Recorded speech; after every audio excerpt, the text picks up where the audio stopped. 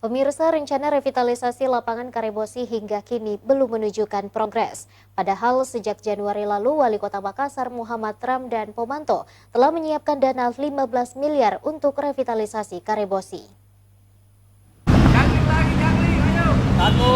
Lapangan Karebosi merupakan salah satu ruang terbuka hijau yang juga menjadi salah satu saksi kemajuan Kota Makassar.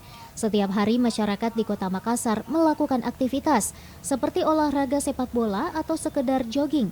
Meski kondisi lapangan Karebosi sudah tak layak, kerap dipenuhi debu saat kemarau dan kadang tergenang air saat musim hujan. Wali Kota Makassar Muhammad Ramdan Pomanto menjelaskan terkait lapangan Karebosi bahwa untuk desain revitalisasi lapangan Karebosi sudah selesai dan baru akan dilakukan tender fisik Juni atau Juli mendatang untuk tahap pertama. Terkait ini Pak, revitalisasi Karebosi, kapan ini Pak?